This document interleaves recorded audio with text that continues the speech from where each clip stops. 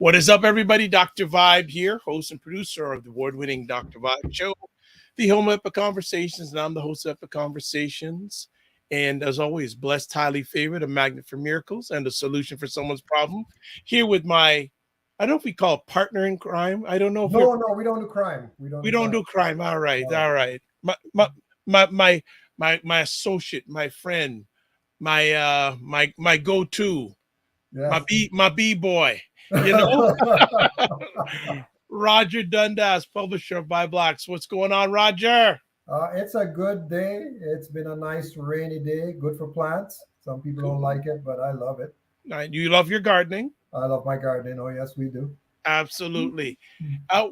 What week is it? It's oh my gosh. I think, I don't know. Somebody told me that it was Buy Black's Restaurant Week starting today. Yes. Going today, and going to all the way to Sunday, May the 22nd. Yeah, so actually 24 restaurants participated, 4 from Vancouver, 5 from Hamilton, and the rest of them I would say from the GTA. Nice selection of restaurants. We are trying to get to as much as possible this week. So that's what's up this week. Yeah, we're eating out. Yeah, eating and ordering out. Eating and ordering out, big time, big time. Well, you know what? Let's get right to it because we have 2 wonderful friends we're going to be sharing with us this evening. And I first want to introduce. I'm just call this. This is the webinar queen. And someone both Roger and I have known for many, many, many years. In fact, I hadn't seen her for many years, and we were talking about getting together with Roger. And it was about a year or 2 ago. Roger invited me. More than that, was before the pandemic. Yeah, before, so about 2.5, 3 years ago. Yeah, Roger's dear wife Camille invited us over for evening out. And I open up the door. I go, what is? And her sister was with. I go, my goodness! It was just like time just stood still. But this is a lady who is not making time stand still. She's making time work in a positive way, especially BIPOC women who want to get involved in the food space. Janice Bartley, what's going on? I'm great. Thank you for having me. Mr. Dundas, a pleasure to see you as always. It's always a pleasure to see you. Always a pleasure. We cannot see enough of you. I tell you, life is too productive, as Ed would say. Positive, productive. Absolutely. Positive, productive. Absolutely. And I think he's here. He's in the back room. Andrew McBarnett, are you with us? If you take yourself out mute, you'll really be with us. There. Oh, hold on. There we go. Are you there? Yes, I can hear you. Excellent. Welcome, sir. Welcome, sir. How are you doing today? I'm okay. Thank you. Good. A bit of an introduction, Andrew. Yeah. I'd love for you to just tell the audience exactly who you are and what do you do. Yeah. So, hey, Andrew. I'm from Neale's Sweet and Nice Ice Cream. We're a ice cream that's sold in, I guess, across Canada. We started a couple of years ago here in Canada, but prior story to that was my granddad started a similar company of a similar name, or the original company, I should say, back in Trinidad, selling Caribbean ice cream, mango and coconut. Did it for about 40 years before his passing. And then myself, my cousin, and my aunt, we started a company here back in 2013. Launched it in market in 2015. And we're going to talk about grocery stores. Got it in grocery stores in 2018. And yeah, we're across Canada today, so people can enjoy our ice cream in most provinces in Canada. Awesome. Wonderful. You know what? We have to give Janice her due too, because we got to get hear about Foodpreneur, because Foodpreneur is rocking it at shows. So we got to hear about Foodpreneur. So Janice, let us share about Foodpreneur Labs. Sure. Andrew, good to see you. I feel like I haven't seen you in a long while. I know, right? And you know what? All four of us are gonna connect. All four of us Yes. Absolutely. in real Absolutely. life.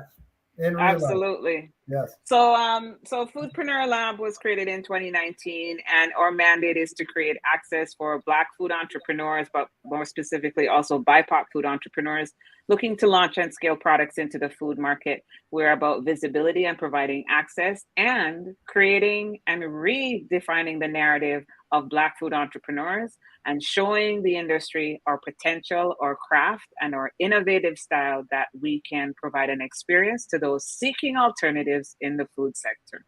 Wow. Wow. Yeah. Even I. Okay. Okay. That's an introduction. Now that's an introduction. Wow. Oh, yeah. Thank you. Okay. Well, it sounds like you two have seen each other recently. So it seems like we're Where did you two last encounter each other? I can safely say Andrew and I are good friends and colleagues.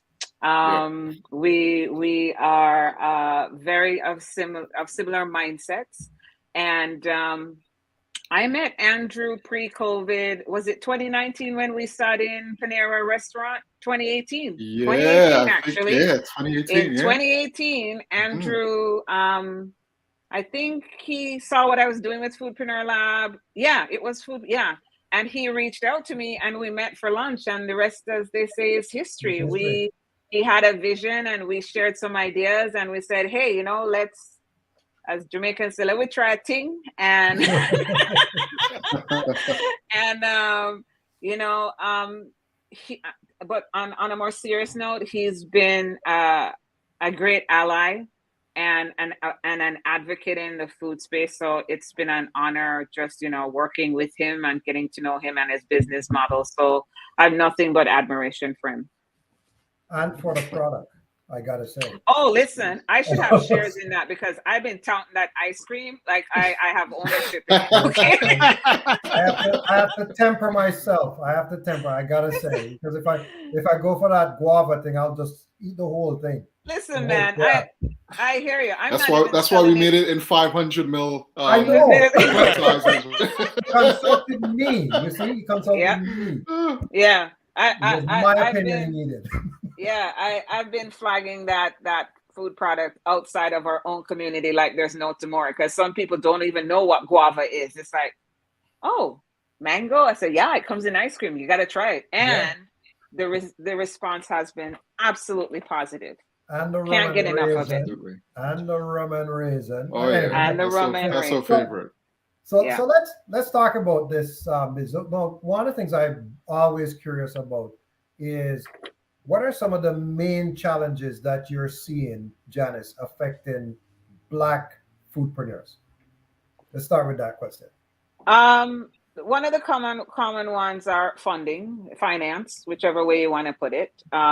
And I think that is just the nature of the beast with the sector. The food industry is expensive. There's no ifs, ands, or about that. And it doesn't matter if you're just coming in or you're trying to scale up. The second thing is access to information, which is, where am I going to make it? What equipment am I going to use to make it? Where can I get help to make it? And so that trickle down on information is not trickling down effectively enough. And so we've spoke to organizations who play an integral role in the sector, and we've said to them, hey, listen, the BIPOC community doesn't know you exist, and yet you're an integral part of that ecosystem. How can we fix that? So we make sure that they become a part, that the awareness is there. And not only that, we try and engage them to become part of the solution as well. And so information, production space, that's a whole different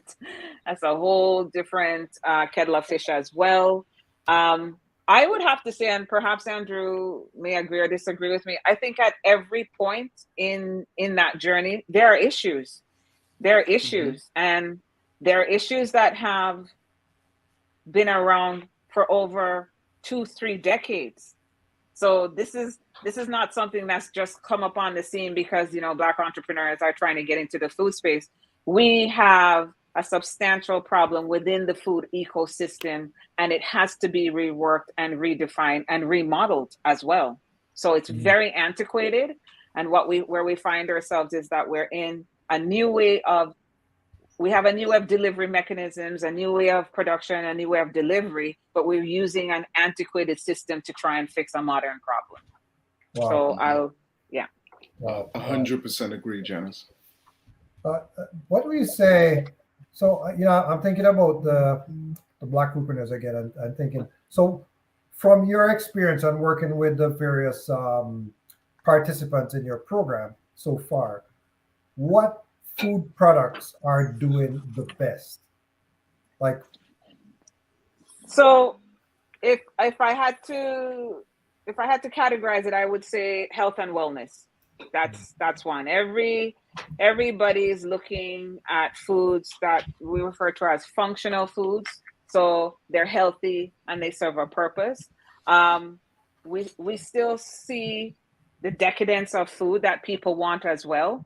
That's predominantly for those that may have a little more discretionary income so that they can afford, because the reality of it is that's how food is kind of categorized, as I see Andrew nodding his head as well, which is, there's certain food products that are in a specific price category that you're not going to find in the Walmarts of the world, right? So that is how it's positioned.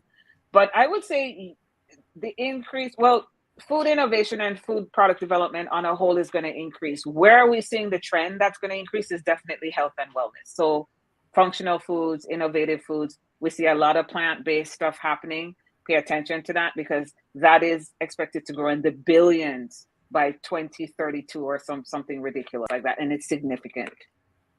I tried some keto bars recently, 0 sugar, and my kids are like, ugh, 0 sugar, no. But I tried them and they actually were not bad. They were not bad. So you're talking about stuff like that, more along the lines of that health and wellness. Yes, less sugar, less salt, less sodium. Higher protein. If you look on most bars that are coming now, everything is protein. Absolutely. Right? Low on the sugar. And so we see us pushing towards that. And it's really naturally occurring food products that are easily digestible, that have some health benefits, that's high on the protein spectrum. And the hope is that they will be affordable. In other words, and less processing, because the manufacturing of that product has a lot to do with that as well. Absolutely. And how it's manufactured. Absolutely. I just want to jump in quickly here. Divine, right, from the DMV in the US says, yes, plant-based is not new as we know, but gaining more attention and sales are on the rise. Very much so. Very much so. Very much so. Hey, Andrew, you know what? You said something earlier that the company started in 2013 and then 2015 there was another critical milestone. But how long did it take you from product ideation to shelf? Okay, so I would include shelf being independent stores because that's where we first started. But I think we were ideating about this probably in about 2010 or so in terms of thinking about it, and really thinking in terms of like bringing it to market. My background is not in the food space; it's more in terms of technology and commercial and strategy. And so coming into the food space was brand new to me. So again, we had the idea. We had the recipes from my granddad.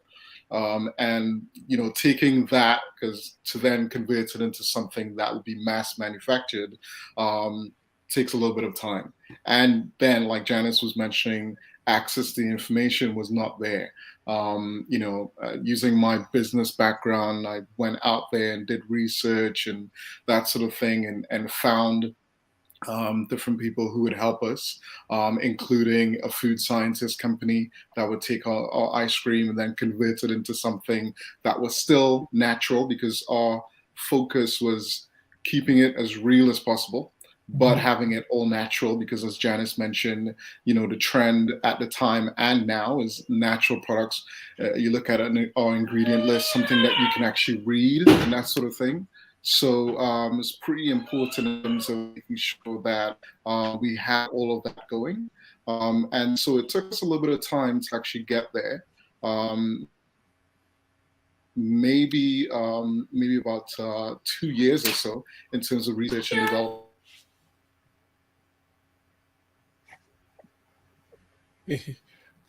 Oh, I think we lost him for a second. I think we lost him for a second. Oh, well, I'm just going to put up another comment here from Divine Right saying, especially plant-based foods that actually taste good, meet dietary restrictions, and as stated, affordable. I'm seeing more on the shelves in various grocery stores here in the States. And you know what I know about if it's real food, it has a very short expiry date. So that's something else too that to match the demand and supply, so that it doesn't expire and you're not losing money and having returns from the grocery stores. Sorry, Andrew, you were saying. Yeah, sorry, I apologize. My son bumped in as we're all used to now. I should barricade my door because somebody might come in soon too. I know, right? So yeah, I mean, it took us a little bit of time. We work with a food scientist company.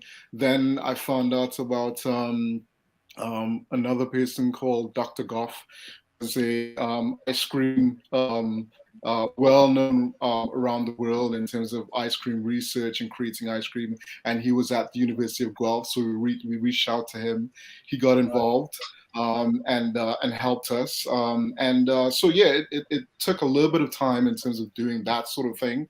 I was telling about me also reaching out to people in the industry as well. So I reached out to people at Chapman's, Ashley Chapman, for advice. I actually reached out to the owner at Kawathra Dairy for advice as well, and they gave me advice, right? And so it was interesting in terms of getting that advice, getting a bit of understanding, and things out. So we started off with mango and coconut, and then got onto a couple of independent stores. I'll give shouts out to people like Charlie's in Mississauga and out in Scarborough that were the first ones to say yes to us.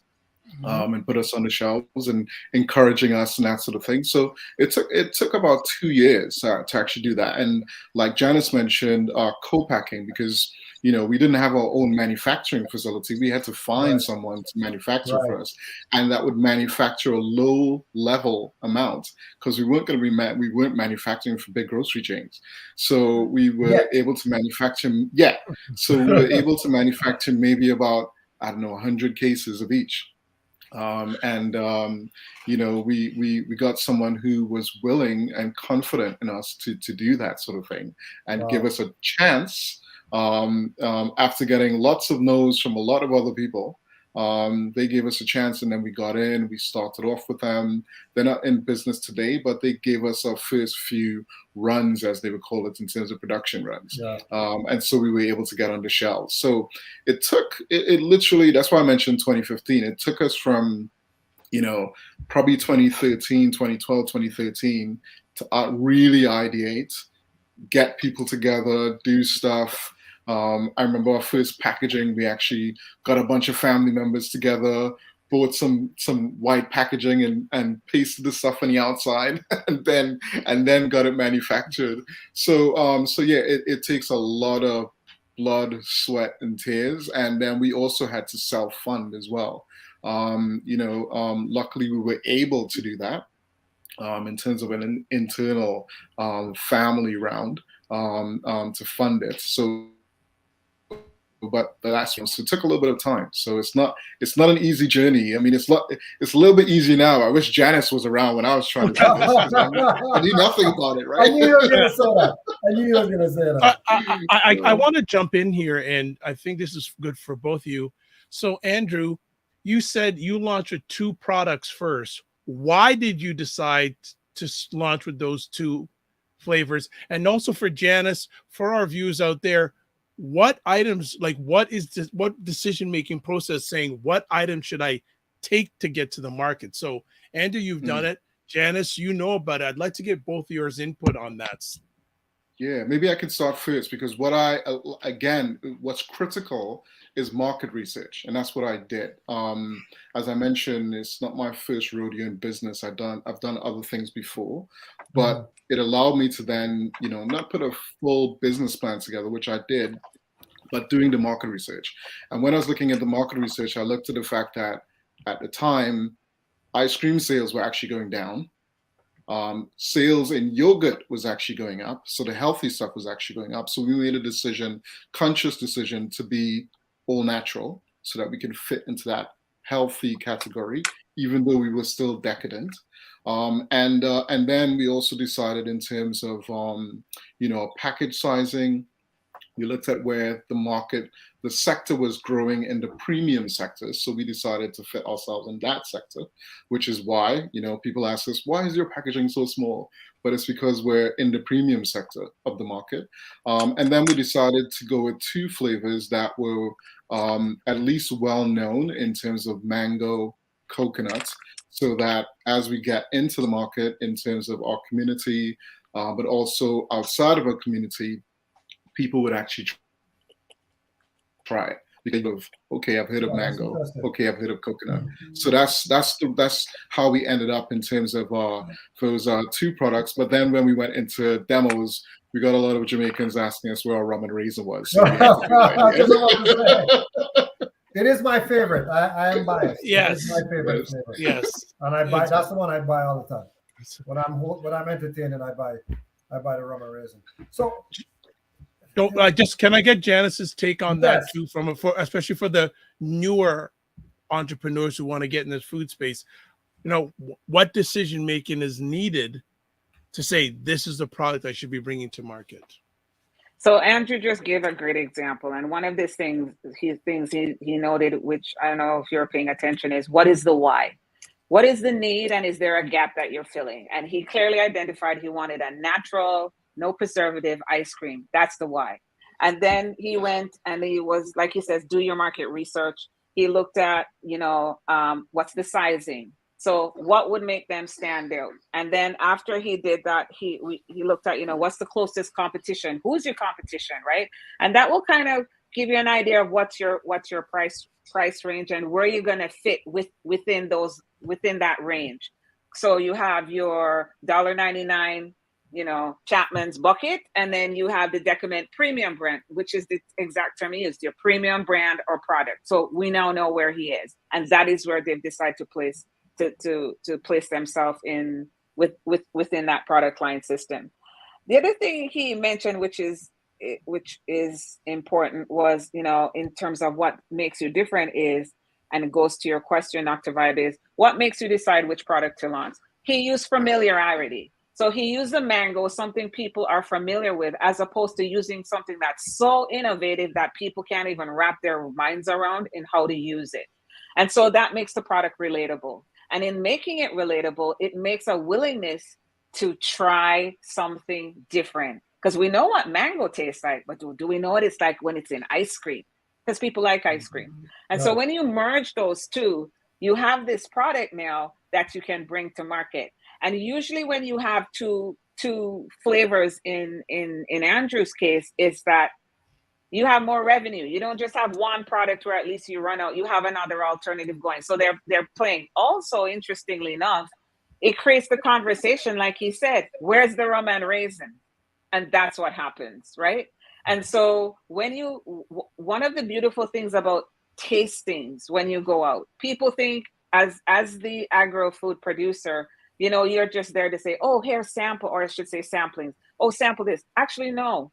Sampling is your survey on your product, okay? It allows you to engage when they're sampling. Hey, I like this. What do you think? And as always, especially with us Jamaicans, we'll say, if you just throw a little hot pepper on this, this would be fantastic. We're always looking to one up, okay?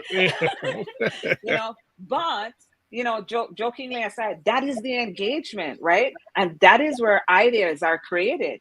It's that feedback, which, by the way, if you had to pay for that, it's thousands of dollars. Yeah. And so that is what connects you to your consumer today, your potential consumer, and your future consumer. So that time, that engagement is not wasted. No, that's awesome. So Yep, so just to come back to the question about the timeline. So you're looking at about, in your case, it took you about 2 years to get on the shelf. All the activities that from the moment that you actually produce got the product in the container with all the requisite information, legal information that you needed on it in terms of product labeling and everything. 2 years to get to shelf. So, if we look at that, Janice, would that be a benchmark? Just for the benefit of people who are thinking of creating a product. I don't want them to think that, hey, I have this product, I'm going to build it today, and then in 3 months' time, I'm on the shelf. That's a very good question. So here's the interesting part. The ideation is where most of the time spent. So I'm sure, and Andrew, I'm sure can attest to this, is his first version of the ice cream is not the version that's on the shelf today. There are iterations, I should say, not ideation, iterations, which is he probably went through 100 different versions of that ice cream before they got to the one that's on the shelf. And that is where it's most time consuming, because when you want something that's all natural, then you have to pay attention to the ingredients. Then you have to pay attention to the shelf life. Then you have to talk about, okay, how can I extend the shelf life? And if you extend the shelf life, then the turnover rate of sales is going to be delayed depending on the product. So all things are factored into this equation before you package it, put the label on, and get it on a shelf. So Janice is right. It took us probably about a year to go over and just 2 flavors to make sure it actually one tasted good and tasted to the product, but also had the right ingredients in it as well. Yeah. And not only right ingredients, but what people don't realize is consistency, texture, flavor, coloring, all those have to have check marks before you even put it in there. Because I don't know if some of you have ever noticed, if you go into a grocery store, sometimes you can see separation from food where there's water and the settling. That is too much water. That is too much water activity level in that product. And so that is not appealing to a customer. So you don't want to be opening Neale's ice cream and seeing something floating on the top. And they say, oh, just mix quickly and then serve. Right? That never happens with our ice cream, by the way. Exactly. So this is where that time is spent. So when Roger, you say to me, is 2 years a benchmark? There is, to be honest, there is really not a benchmark. What you're making sure is that the quality of the product meets the standard of your brand. That's the benchmark. When you hit that, that's the benchmark. So if it takes a year, 2 years, or 3 years, because I always tell clients, once you put it out there, you can't come back and fix the problem, because that is the impression you've left with your consumer. So do it well. Do it well and do it once. What's interesting about the choice of mango and coconut is that in Japanese and Chinese restaurants, those are 2 of the most popular flavors that they would offer up, aside from green tea. Yep. Right. So we started actually in terms of independent stores selling into a lot of Chinese supermarkets as well. Gave us a chance as well too. So yes, it definitely helped as well. And just to add to what Janice was saying, that's why we use a food scientist company, because we needed. It was great, like with Auntie Rose, she knows the recipe like the back of her hand, right? But to convert that into something that will be consistently manufactured, where we can call our co-packer and say, manufacture mango, and we know it's going to be consistent, you need to have a recipe that can actually be used in that way. So Andrew, I have a question. I want to move over a little bit into the marketing side. So you have the product, and then you start to figure out, okay, how do I market this and get it out there? And we did a whole session yesterday on marketing restaurants specifically. But what I found interesting about your approach is throughout your marketing journey, you took a path that's normally not taken by Black foodpreneurs. You went on Dragon's Den, was it? Yep. Yes. Yep. Let's talk about that. Tell me about that experience of who was the person in your camp that said, "Hey, why don't we do this?" And what? Tell us about the whole experience. Yeah, sure. It was a joint decision between my cousin Stafford and myself.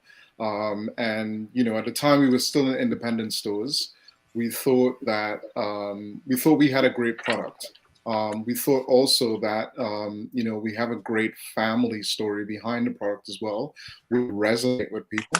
And so we thought that going on to Dragon's Den, we would one get a deal because we believed in our product, and secondly, it would help in terms of brand awareness. So we went ahead and did it. And when we went into the producers, they loved the product, they loved the idea and the story behind the product, and agreed with us and thought that would resonate really well. So we did it. On the actual show itself, it was petrifying to say the least, in terms of standing in front of the dragons and getting blasted. Because when you see it, you see the good parts. You don't see the difficult parts in terms of us answering really tough questions, right? But in the end, on the show, we were able to get a deal. And it didn't work out after the show. And it gave us the impetus to say, hey, there's something here. If we can have 3 business people come to us and say, hey, they want to invest, they want to work with us, they love the product, we have something. And we knew we had something, but it definitely confirmed even more. And then, like I mentioned, it didn't work out, and we pursued things in the end. And it's funny that today we now have a dragon in the camp, basically, in terms of helping Yeah. us. Oh yeah. Oh yeah. Very nice. So there's some questions from the audience. Yeah, they're pouring in, so want to do some catch up because we don't want to leave them behind. I think this first question both of you can answer. There's also a lot of questions about ice cream, for some strange reason. But the first one here from Ray from the group for Andrew: how does using a third-party production facility affect product margins? So I think definitely Andrew, I'd like your input, but also Janice can give input on that one also. So Andrew, go ahead. Mm-hmm. Yeah, I think for us, I think if you're looking at a third-party production or co-packer, as it's called, you need to definitely look at your margins. There's a couple ways that you can go about it. One is that you're sourcing all the materials yourself, which is a task that you can do, but it takes time and effort.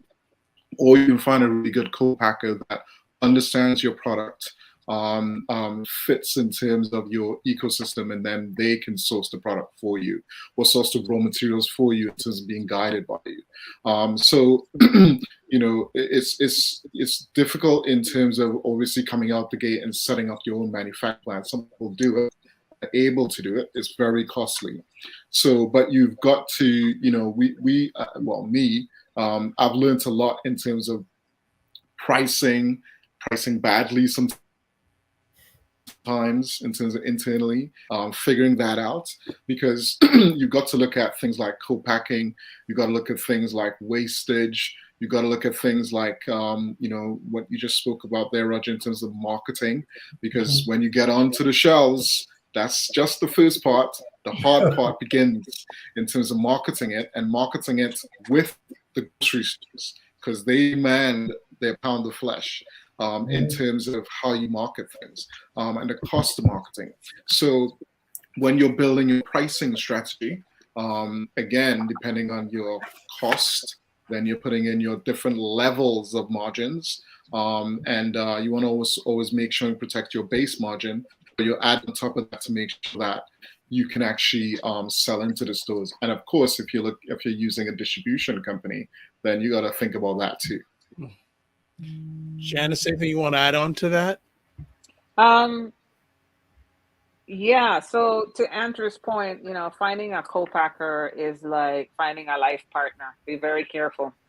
You can get into agreements that are not in your best interest. You may find co-packers that say they can't deliver and they can't. This is quite a common problem that a lot of food producers come across.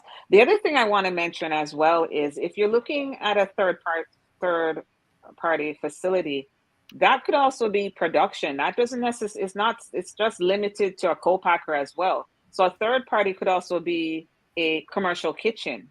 And yes, that is going to eat into your margins, because then you have to pay for that extra space. And there are smart ways to do that. Watch how, when you plan your production, make sure you have your people ready, and have it scheduled. It requires efficient planning. So yeah, to answer that question, yes, it will eat into your margin. Depends on which end you are, if it's on the production side or if it's on the co-packing side. Okay, gonna give some pretty quick answer questions for Andrew, because people want their ice cream. So first question, quick answer. Question about the ice cream. Do you have dairy-free options for people who are lactose intolerant or have to eat dairy-free? No, we don't, not as yet, but it's in the works. All right. Okay. Next up, not sure if this question was asked already. Is your product sold around the world or only North America? Currently only in North America, but we have ambitions to dominate the world with our ice cream. Very nice. And also then, with rum and raisin ice cream product being top commodity potentially, how do you let your customers know that the other ice cream flavors are great as well? Wow, good question. Yeah, good question. I think our rum and raisin is number one, but it's I guess become number one in terms of people enjoying and tasting it. But we promote our other ice creams SKUs as well. So if you look at things like our Instagram or our TikTok, we rotate quite well in terms of our products. And people have, I mean, for me, I've got, on a different day, I enjoy different flavors. So, people are partial to different ones. And it's funny that, while rum and raisin is top, in different Canadian cities, our ice cream flavors are top. Out west is mango and coconut. So basically, here in Toronto, it's definitely rum and raisin, and there's a battle in terms of guava and rum and raisin in Quebec, for example, basically. All right. And before we get back to the major, Divine Right says, LOL, hot pepper on stuff. So I think Janice just kick you on Janice's conversation piece. Roger, I'll give it back to you. There's another question, but I think we're gonna get. Come on into the questions. I'm loving the questions. Okay, so Ray, we're gonna get to this eventually, but let's do it now. Ray's asking, what is the relationship with major retailers once you get your product on shelf? Is it an amicable relationship? Do you get a say in the product placement for visibility, etc.? Janice's face is I'm waiting to hear both. I'm gonna pass that over to Andrew. Out of way. That's why I'm smiling. Over to you, Andrew. Over to you. Who's on this chat? Okay, so exactly. Just making sure here. Hopefully, this isn't being taped. So, generally, I would say the relationship is amicable. So far we've found, surprisingly, that a lot of the big chains, they've got some great internally, or very supportive in terms of the product. That's why they selected it in the first place. Of course, like I mentioned, once you get on the shelves, you've got to be able to manage getting off the shelves as well, because again, you're looking at your own sales data. They're looking at data too in terms of turns, how popular the product is, etc., to keep you on the shelf, because of course they're looking at making revenue, and so are you. So basically, it's generally amicable. But I would say that you've got to fight for your things like placements and that sort of thing. And again, if you're thinking about going with the large guys, you've also got to think about budgets. At some point in time, you may have to bring, other financing on board, etc. So a good example is if you went into a superstore today or a No Frills today, you can earn optimum points buying Sweet and Ice, right? But going into that program costs money. And so basically you got to be able to think about things like that. But it is an incentive for people to say, oh, I can buy, when we have deals on 2 Sweet and Nice ice creams, and I get, I don't know, 1,000 points or whatever it is that the campaign is. So you got to always keep thinking about that and be able to manage all of that. And then again, back to the original question, it impacts your margins as well. Can you expand a little bit on so amicable might be a harsh word, but there is this inbuilt system of promotion in the grocery stores where you have to give that trade spend, right? So You have to. right. So there's trade spend just to get you in the flyer. There's trade spend to get you end cap or top Yep. shelf or whatever. Can you explain, like, so some people may not understand that that's actually the relationship. When I said you have to pay to play, wherever you are in that grocery store, you have paid to be in that location. Oh yeah, definitely. So so yeah. I mean, when you're going into the big leagues, as it were, you got to be prepared to be in the big leagues and act like some of the big guys. Like some people may think we're as big as Nestle, right? In terms of the stuff that we do, but we're not. But we've got to play within that league. So things like shelf placement, you've got to pay for that. Sometimes like us getting into let's say a good example is IG in Quebec. We're just launching in that right now. We've had to pay for planogram placements. You pay a listing for your product and you pay per SKU, not just one thing, per SKU. So if you get 6 SKUs in, you pay a certain amount, right? And then you've got to manage that in terms of your ROI and making that back over the year. So things like that. Then you've also got to pay for things like you mentioned, flyer placements. I mentioned optimum, and things like that, digital versus physical flyers. Most people are going away from physical flyers today. So within your marketing budget, it's interesting within the food space because you're dealing within the, let's call it, physical world, where people are going in. You got to pay for things like that. Other things would be, paying for things like coupons, redemptions. So whether it's, digital coupons or coupons at the shelf, then you do that. The other way you pay for it as well is basically when you go on sale. So, basically, when you walk into a store and you see, 50 cents off or $1 off, you're paying for that. And you're paying for that in terms of sometimes, depending on, distribution and that sort of thing, distributors like to keep their cost the same. So you're giving a discount to the grocery store, but you're paying the distributor a feature fee because they don't want to lose margins. So it's really a push-pull scenario all the time.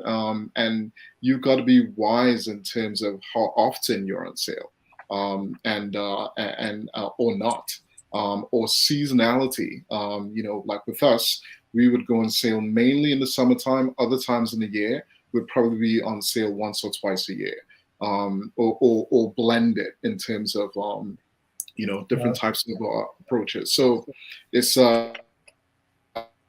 pretty to the food space how you've got to play with the vendors from a cost perspective. Once you gotten the yes and the exuberance of getting a yes from a grocery store, then you now have to start thinking about, how much is this going to cost me? What's the ROI? Do you walk away from it as well if it's not going to work for you? So what's also interesting is, I don't know if you noticed, but I worked at Smucker's doing auditing for 3 years. So I had a very good understanding of what the monetary side of things was. The other side of the equation is their payment terms.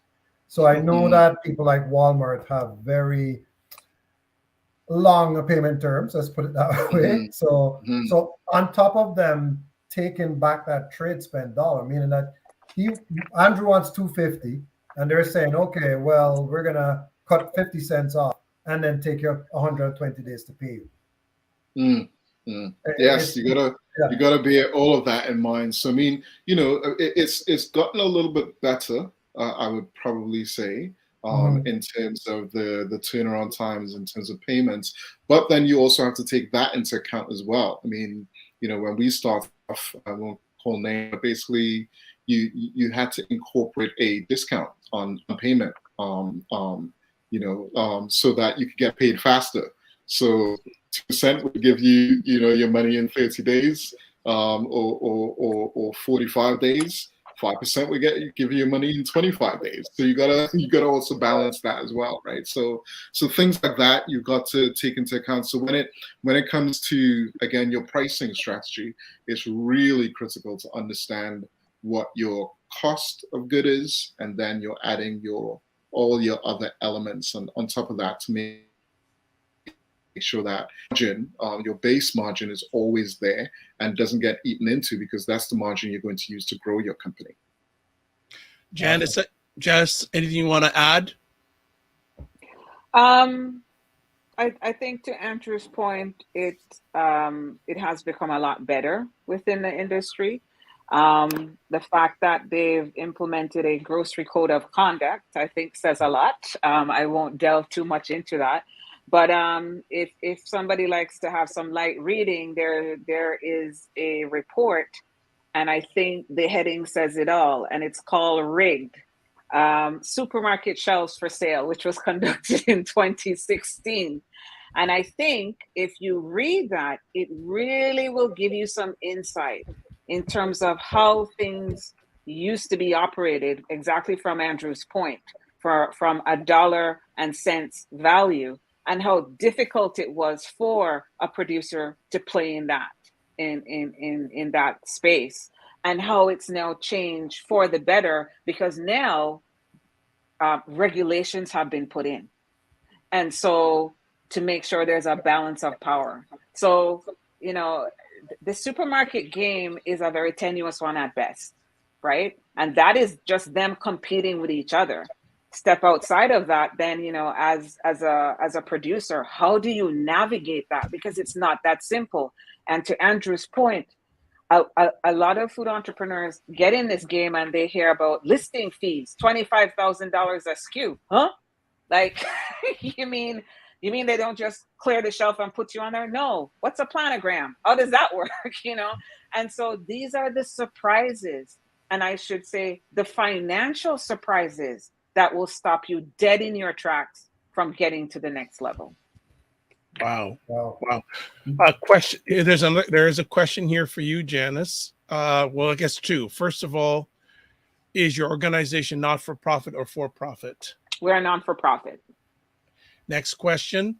Do you have exclusive MAP, marketing, advertising, and promotional agencies that you work with that can assist your clients with their brand strategy or brand DNA?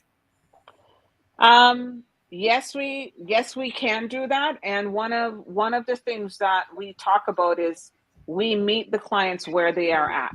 So once you can identify what your brand is about, what you want it to look like, and where you want to take your business, then we match you with a mentor that can speak to that, because not everybody is going to know about brand DNA and mapping. So again, and that could be at a higher scale as well, because you start off with branding, and branding can be as generic as, hey, I have an ice cream and this is what it does. The question becomes is, how deep into that branding? What is the end goal? And if the end goal is what you're talking about, DNA, then be prepared to pay for that expertise. That's also something I want to speak about, because guess what? You get what you pay for. So if you're going to pay $300 for somebody to do branding, you ain't going to get any DNA. You may get the D, but there's no NA coming with that. Okay. So let me keep it knowledge real, bomb. okay? Go, So, boy. if you want the Andrew's DNA, maybe half of the. Exactly.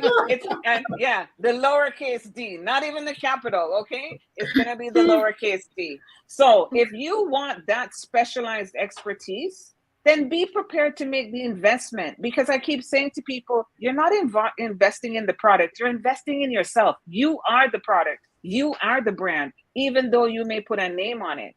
And so if you want something as that specific, then yes, that can be delivered, but be prepared to make the investment to that commitment. All right. Hey, Andrew, question. Do you Yes. still supply the Caribbean grocery stores? We do sell supply to Caribbean grocery stores, yes. Right. You know what? Yes, we do. I remember, again, a little trivia. There's a little store down in Picton called Slickers, ice cream store. I don't know if you ever heard of it. No. It's in Prince Edward County. So it's a destination. You go there and there's a lineup. They have 2 stores right now, one in Main Street and one in Wellington. And believe it or not, I met the owner and he wanted to get out of the business and he offered me the business. And I was not in a position. I was not in a position to take advantage of it in 2017. Oh. And it's still, I'm telling you, it's lineups. You go to the store, it's typically lineup. So, but the question more is, so you have brands like Quathar ice cream, Quathar.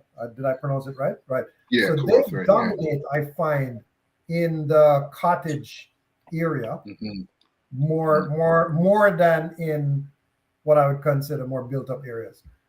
Is there a strategy for Sweet and Nice to do a similar thing? Well, I mean, back in 2020, we had a pop-up retail store, and that gave us the experience in terms of retail. So that was a really good experience. We had, maybe not as lineups there, but we had similar lineups. It was more experience driven as well because it was at the beginning of just at the start of the pandemic. And we built our brand in terms of doing demos, so we can do that. So we then did the store. So that gave us a lot of in terms of retail, knowing what people wanted, how to go about it. So you never know in terms of going forward whether or not we're going to also venture into that area as well in terms of retail too. But right now, our focus is definitely on the grocery side of things. No, I was more thinking of the Quathars. The brand ice cream is in smaller stores that are not owned by them, but the stores are carrying them exclusively. Oh, you mean in terms of some of the scoop shops you're talking? Oh, okay, yes. Right. Okay, yes, we do have. We are looking at that, and that would be what I would class under food service. So basically, our focus has been on grocery retail, but we are looking at more food service as a different channel of distribution as well. So that would incorporate both of those guys as well as a lot more of the restaurants as well too. You did bring up a good question because I was going to ask the question of whether you wanted to go with the independent store model as well. So you'd have your boutique stores. So it could be an experience. You get in there and yes, you have the Sweet and Nice ice cream, but then you have this immersive Caribbean experience as well too. Yeah, it's something we're looking at for sure. Okay. I just want to interrupt for a second. Janice mentioned a great resource, Rigged Supermarket Shelves for Sale. That is the YouTube link, or if you just go into YouTube and plug in Rigged Supermarket Shelves for Sales, if she's recommending it, I think even if you're not, you gotta watch. Even if you're not in the food industry, I think there's lessons to be learned from that. So just wanted to put that resource up. And Janice, thanks for mentioning it. I really appreciate it. We've got some more. Why do you think there's so more questions? Ray's asking, and again, this I think can be. I think it was asked for Andrew, but I think also Janice can chime in on it. With ethnic foods gaining popularity in major grocery chains now, do you think this has helped with the success of your product and the conversation with big chains? So I think he's asking that too, but also I think Janice can give her lens about ethnic foods becoming more and more on the shelves of big chains. So Andrew, go ahead first. Yeah, I think part of our market research, we looked at that as well. I mean, that was gaining popularity, especially with Canadians pre-pandemic and now traveling a lot. You have a lot of Canadians that travel to the Caribbean, enjoying it, whether it's Mexico, Cuba, here, there, Jamaica, that sort of thing. So we looked at that. Now on the flip, so that's the consumer perspective, right? So we fit well within that growth sector. When you come into the grocery side of things, I would say you got to be careful in terms of where you tread, because what you don't want to do is be pigeonholed into a particular area, and therefore you're not in the ice cream section, but you're near the ravioli or whatever it is, or somewhere else, or the frozen garlic, right? So basically, you got to really be careful in terms of. So the way that we've done it is that we balance it in terms of, hey, when we're speaking to a major chain, yes, we're ice cream, where where we happen to be Caribbean, people are loving it, blah blah. You want to grow it. A lot of people look at the fact of, you know, major population growth in terms of the GTA and elsewhere. And so it fits within that segment, but we don't hold ourselves in that segment at all. So you got to be able to balance it, or you could find yourself stuck. So that's how I would probably put that, basically. Janice would like to add on to that. Absolutely, she does. Sure. If you could repost the question. Okay. No problem. Here's a question. With ethnic foods gaining popularity in major grocery chains now, do you think that this has helped with your success of your product and the conversation with the big chains? So with you dealing with a specialized community and having specialized foods, what reaction are the chains from your lens giving with that? For those who want to get in there, are they receptive? Yes, they are very receptive once they have an understanding of what to do with it. I want to put that out there because, Good. there are some great foods out there that are ethnic, and the problem is people want to try it, but they don't know how to use it. And we see that happen time and time again.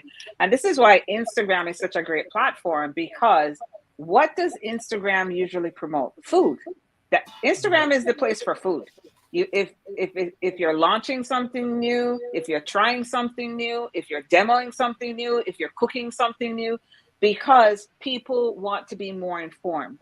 To Andrew's point, the reason why people are so open and welcoming to, or I should say consumers are, is that food is an experience. It's now a global experience. So to Andrew's point, when I go to Mexico, I want to be able to come home and I want to be able to recreate that experience in my kitchen with my family, because that has created a memory. And so as we travel globally, so does the food experience, especially with COVID. And, we don't want, mashed potatoes and steak anymore. We decided, okay, we are going to venture out. So I've seen videos of other communities cooking curry goat, which was unheard of before. But hey, they heard, oh, if you put it in a pressure cooker and you do this and you season it. And so we're a lot more open to trying these new experiences, or we're trying to recapture previous traveling experiences. So yes, the grocery stores, and not only grocery stores, the craft food stores who have been number one actually in welcoming diverse foods, have always had their door opens to create that experience. So Janice, just for all of us, what is a craft food store? So a craft food store is somewhere that, and I'll use this one as an example, but now you can get it in the local grocery store. So if you wanted grapeseed oil, something that's a little bit off the beaten path, it has some decadence to it. It's a little bit unfamiliar. Okay, if you're a foodie, you go to you go to a food craft store, which is, if you want that special seasoning because you have a special cookbook and it requires something that's not the norm. But now pretty much everybody's a foodie. I would say 98% of people are foodies. Some may not know it, but they are. And here is why. We are now more educated in terms of our food ecosystem than we've ever been.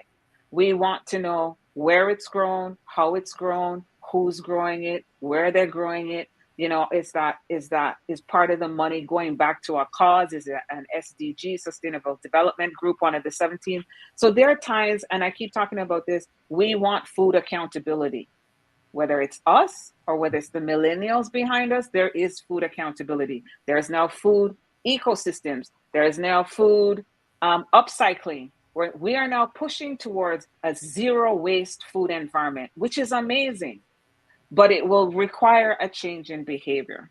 So to go back to your original question, yes, stores, whether craft or retail, they are very receptive to new food ideas because they are actually food experiences. Those products are food experiences. Okay. Divine Right says she loved the D in the DNA. And that's we gotta set that as a clip. That clip right there, we need to put that out. And Janice, so yeah, more just saying, you just made my day. You right. So Janice, I know you're a big advocate for normalization of food in grocery stores. Can you just expound on that a little bit for the audience and just explain why you think it's important as well too?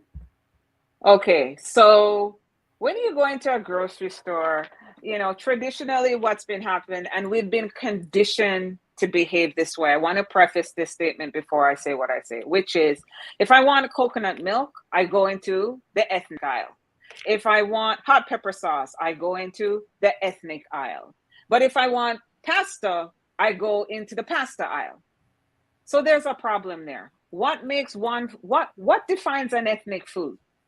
Because the last time I checked, pasta was pasta. I didn't see pasta as Italian food per se. And so we've been conditioned that way, which is what I call food segregation. You like it or not, it is what it is. I'm just telling you what we see when we go down the aisle. What has happened, and the reality of where we are today, because we have evolved, is that we no longer want to see these food ethnic aisles, because the question becomes, what's the message that we're sending to our future generations as well? And from a producer lens, we all want to compete on a level playing field.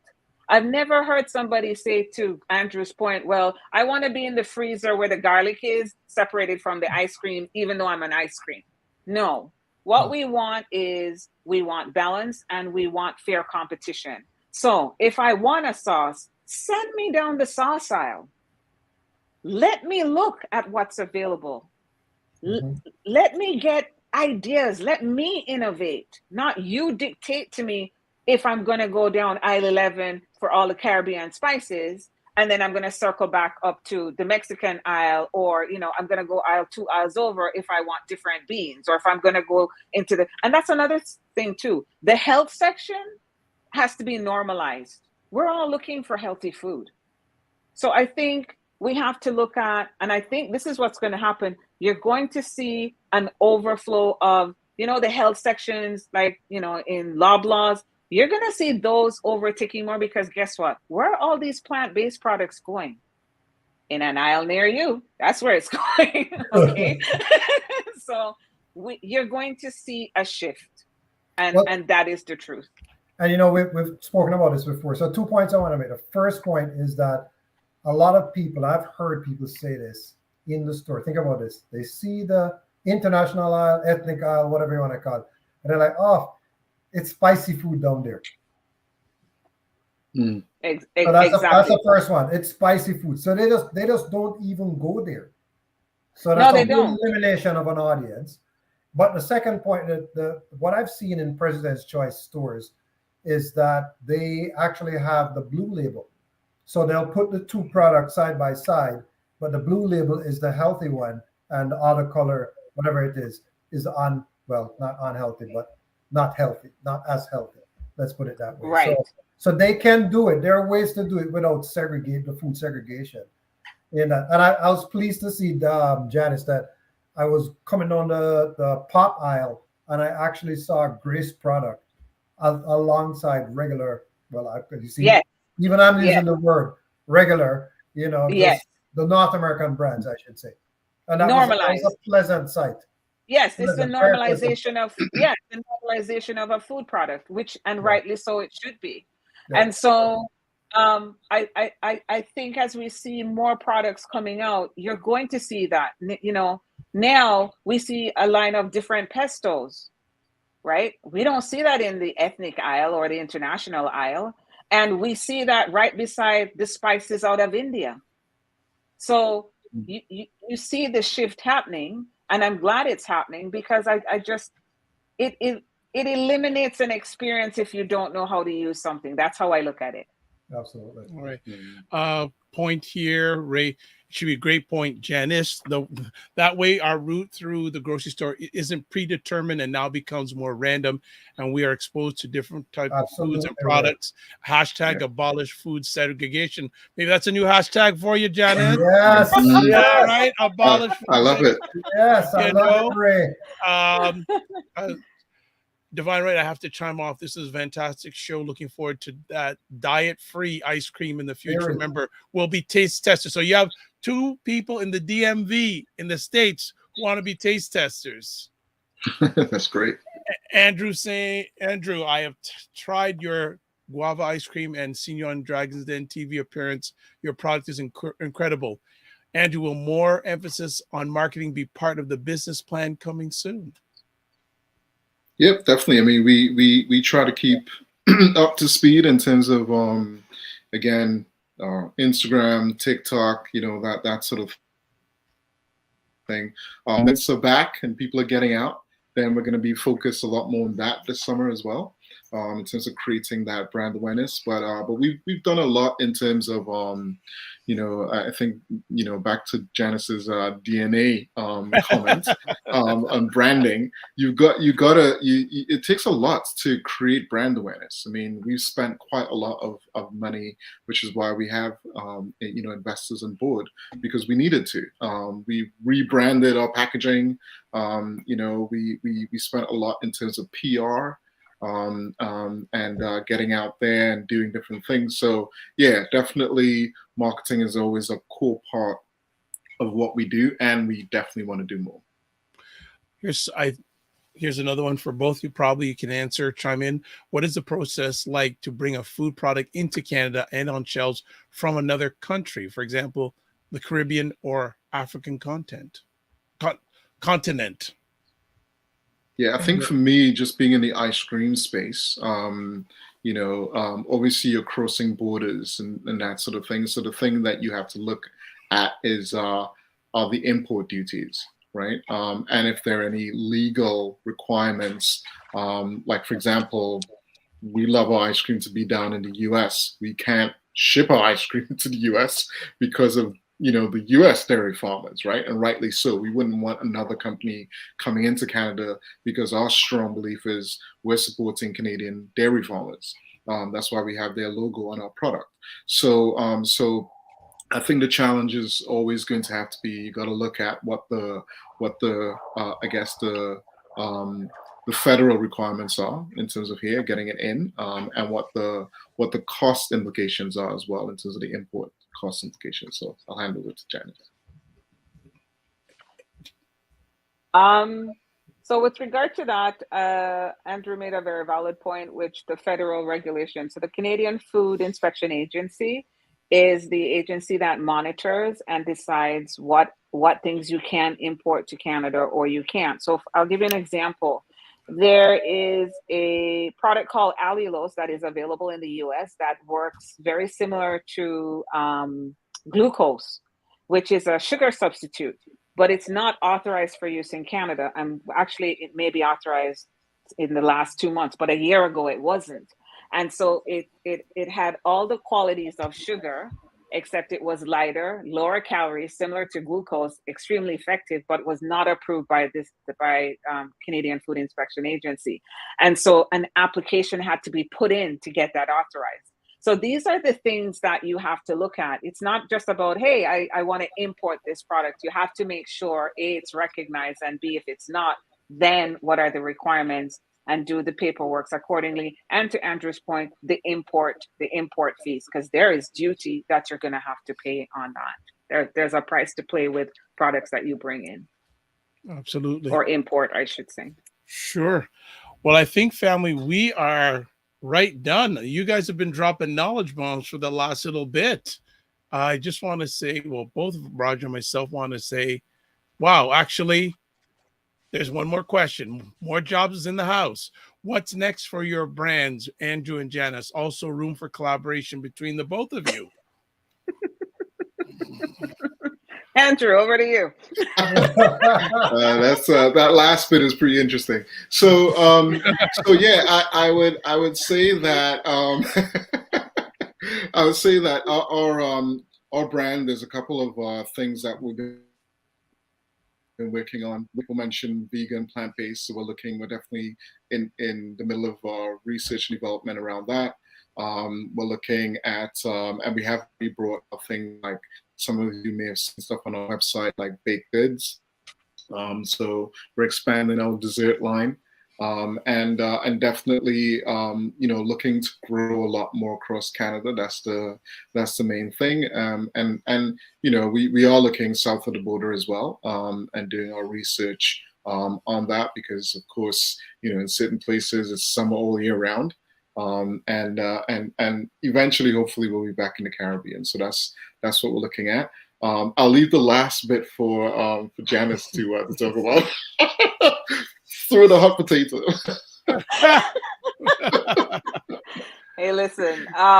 Yes, Andrew and I are always in talk. Yes. Andrew and I are always in talk. We are working on something to be announced later, which will be of benefit for anyone looking to come into the food sector. I think between both of us, we have a lot of experience, information, and education and insights to offer the industry. And that is what Foodpreneur Lab and its partners are about. It is bringing those experiences, sharing it with future foodpreneurs, and making sure that we create a community that is supportive, innovative, and provides experiences for people wanting to play in the space. Wonderful. Last few comments. Ray saying, great conversation, great insight. Thank you for sharing all your experience and knowledge. More jobs, Roger and Vibe, well done. Remember, just put Roger first. So we're just going to give contact information for Foodpreneur Lab. There it is up on the screen if you want to find out more information. And you have a new cohort starting soon, do you know? Yes, I just want to ask that. When does the next cohort start? So we had a cohort in April 4th of this year. That's cohort 2. Our next cohort is 2023 of April. And we had 50 participants come on board. And I want to give a shout out to the participants at Foodpreneur Lab that participated in the Restaurants Canada show. It was a huge success. We had representation as exhibitors, which was great. They were welcomed, and the participants were enthusiastic to have access from business to business, which has never been done before under a non-for-profit lens. So it was an amazing opportunity. And I was just grateful to be offered to create that opportunity, because listen, everybody, there is room for us out there. The table is waiting for us to come and take our rightful seats. Yeah, wonderful. Final words, Andrew? Yeah, I mean, I enjoyed this conversation, that's for sure. and I'm always learning from Janice. So, I think, for me, like Janice just said, there's a lot of room. I want to see a lot more of us at the table and on the shelves. And the normalization side of things definitely has to occur. So yeah, I'll definitely encourage you guys who want to get involved. Look to us if you reach out to me as well, just to find out, how to do things in terms of scaling and that sort of thing, and the challenges. I'm more than willing to lend an ear and to give some quick feedback. And just so that people know, can you just remind us what grocery chains people can go and purchase, and even the smaller Caribbean stores? Yeah, you've got a lot of small Caribbean stores in the GTA. I can't name all of them. I mentioned Charlie's before. Just Convenience in Whitby. Just Convenience in Whitby as well. And then the larger stores would include things like Sobeys, Fresco, Loblaws, No Frills. We just launched an IGA in Quebec. I think I mentioned Fresco, Metro. As well. And if you're out west, we're also in Edmonton and Alberta, and in Federated Co-op as well in Saskatchewan. Lovely. Is there any possibility? Sorry, let me remove that word. Is there any goal to get into Costco? Yes, there is. Okay. Yeah, there is. All right. All right. Good stuff. That's all I want to know. Okay. And is that by the tub, Andrew? You're gonna buy a pack. You're gonna buy a multi-pack. 6, you're gonna buy all flavors, one price. Bam. Exactly. All right. Well, Janice, Andrew, thank you so much for all you have done, are doing, and will be doing Thank you. for us, and taking the time. And we will certainly catch up to you soon. Family, reach out to them. They have a valued experience. They want more of us at their tables with them. So if they can do it, Oprah of the food yes. business, Janice. All right. Blessings to both of you. Thank you for your time. Keep the faith. Thank you, everybody. All right. Take care. Good to see Have you a good all. night. Bye-bye. Take care. Bye-bye. Bye-bye. All right, Mr. Roger. Yes, sir. Buy Black Restaurant Week. This week, May. Today, it starts today. But here's the funny thing. A lot of restaurants do not open on Mondays or Tuesdays. Yeah, I've noticed that. Yeah. I've noticed that. So even our restaurant here that's participated in Whitby, Just Convenience, they closed on Sunday. Fam Bar, Sugarcane, Buchan, not open today. Yeah, they're not on Monday. That's right. Yeah, yep. Fam Bar is open tomorrow. Guys, go and try their prefix specials. Chef Lloyd has an amazing meal there. Then there's Sugarcane opens on Wednesday. Yep. Buchan, they told we want to go to Buchan tomorrow. They're not open till Wednesday. So a lot of restaurants, that's their stilo. Actually, I'm just going to put a plug in for Sugarcane. I had a lady and her family who are based in Maryland who are actively looking to move to the GTA within the next 2 years. Yeah. And they were up here, and I met them, and they were staying downtown. I said, man, where can I get some really good food? I recommended Sugarcane. They are huge fans. They're coming back in August. Yeah. First place they're hitting is Sugarcane. We're going there on Wednesday with our both teams. So the team from there's a team from Buy Blacks and there's a team from Convo. We're doing a restaurant takeover. We're taking over the restaurant. Wonderful. What is up broadcast wise for the rest of the week? Say that again. What is up broadcast wise for the rest of the week? We have more conversations coming. More conversations. So we have a conversation tomorrow evening with one of the participating restaurants from Vancouver. So that's going to be an IG takeover. On Wednesday morning, I believe you are speaking with the Wraps and Caribbean Slice, the new Caribbean pizza place. I have to go and check that out. Yes. And then on Thursday, we are going to do another IG takeover with one of the other restaurants from the Vancouver location that are participating. And through there's a lot of influencers working with different brands. So there is How She Hustles, there is Eat Famous, and Ernest White, the third. Yes, the third the second. It's the second, yeah. So he's doing the coverage in Vancouver. And then Sharis Maggie, she covered Sugarcane. There you go. We're looking forward to seeing what she thought and her perspective on the food there. So yeah, it's awesome. All right, so you're gonna get tired of us, but it's a good tired. Now, most important thing, go to the website address that's scrolling at the bottom. It's been scrolling all conversation. You have no excuse to say, oh, which restaurants are participating? It's been in front of your face for an hour and 18 minutes. So just go there, audience, select there's a button that says click here to view the participating restaurant. You know what? Why don't I? Please go out and support them.